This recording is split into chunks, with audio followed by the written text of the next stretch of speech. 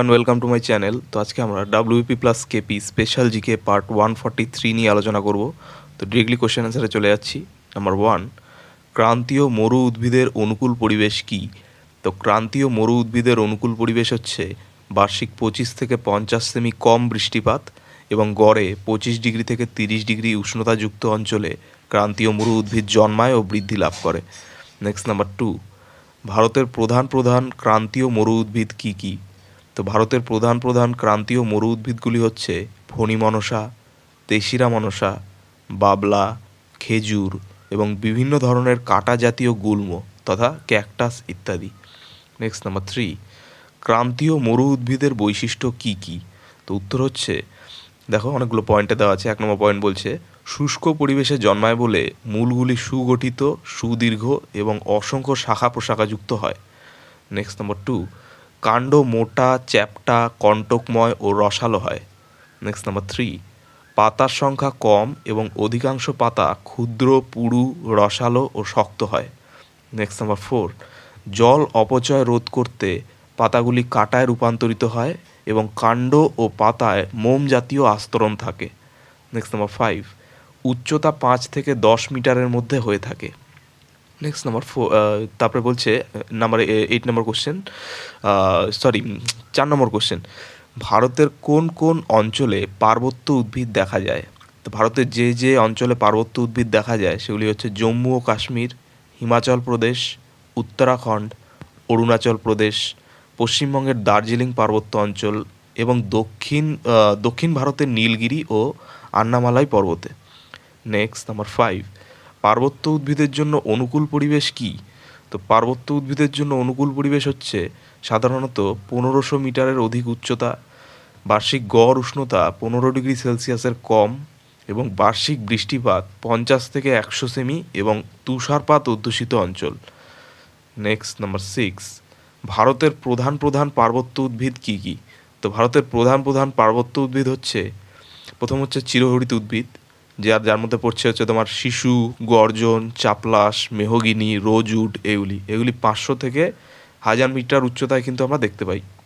Next number 2, পর্ণমোচী উদ্ভিদ। পর্ণমোচী উদ্ভিদের মধ্যে পড়ছে poplar, maple, oak, birch, walnut, এগুলি 1000 থেকে 2500 মিটার উচ্চতায় আমরা দেখতে পাই। নেক্সট নাম্বার 3, সরলবর্গীয় উদ্ভিদ। তো সরলবর্গীয় উদ্ভিদের মধ্যে আমরা দেখতে পাচ্ছি হচ্ছে পাইন, ফার, স্পুস, এলম, উইলো, এগুলো 2000 থেকে 4000 মিটার উচ্চতায় দেখা যায়। নেক্সট, আম্লীয় উদ্ভিদ। তো আম্লীয় উদ্ভিদ আমরা মধ্যে দেখতে পাই হচ্ছে রোডোডেনড্রন, জুনিপার, ন্যাক্স ভমিকা, শৈবাল, ফার্ন, এগুলি 4000 মিটারের ঊর্ধ্বে আমরা দেখতে পাই। নেক্সট নাম্বার 7, পার্বত্য উদ্ভিদের বৈশিষ্ট্য কী কী? তো পার্বত্য উদ্ভিদের বৈশিষ্ট্য হচ্ছে অধিকাংশ পার্বত্য উদ্ভিদ লম্বা এবং সোজাভাবে অনেক উচ্চতা পর্যন্ত উঠে যায়। তারপর উচ্চ পার্বত্য অঞ্চলে বরফ জমতে পারে না, তাই অধিকাংশ উদ্ভিদ মোচাকৃতি হয়। তারপর পাতাগুলি ছোট ও সরু ও সুচালো হয় এবং কাঠ সাধারণত নরম ও হালকা হয়। নেক্সট, বিভিন্ন উচ্চতায় বিভিন্ন প্রজাতির উদ্ভিদের সমাবেশ দেখা যায়, তবে একই অঞ্চলে একই প্রজাতির উদ্ভিদ একত্রে অবস্থান করে। নেক্সট কোশ্চেন, নাম্বার 8, ভারতের কোন কোন অঞ্চলে ম্যানগ্রোভ উদ্ভিদ দেখা যায়? তো ভারতের যে অঞ্চলে ম্যানগ্রোভ উদ্ভিদ দেখা যায় তা হচ্ছে পশ্চিমবঙ্গের সুন্দরবনে, উড়িষ্যার চিল্কা উপহ্রদ ও ভিতরকণিকা অভয়ারণ্যে। তারপরে অন্ধ্রপ্রদেশের মধ্যে আমরা দেখতে পাচ্ছি কৃষ্ণা ও গোদাবরী নদীর বদ্বীপ অঞ্চলে।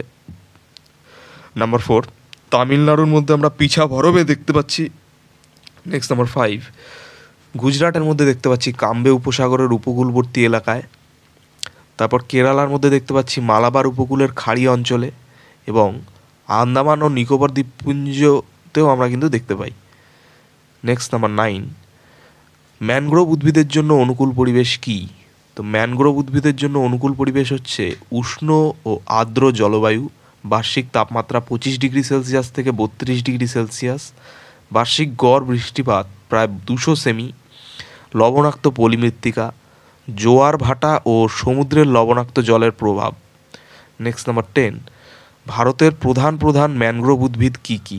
তো ভারতের প্রধান প্রধান ম্যানগ্রোভ উদ্ভিদ হচ্ছে সুন্দরী, গড়ান, গেওয়া, কেয়া, কেওড়া, গোলপাতা, হোগলা, এইগুলি। তো এই হচ্ছে 10টি খুব গুরুত্বপূর্ণ প্রশ্ন উত্তর নিয়ে আলোচনা WP plus KP special GK part 143 নিয়ে। তো চ্যানেলটি ভালো লাগলে অবশ্যই সাবস্ক্রাইব করো এবং পরবর্তী আপডেটগুলি পাওয়ার জন্য অবশ্যই নোটিফিকেশন বেলটি অন করে দিও। ধন্যবাদ।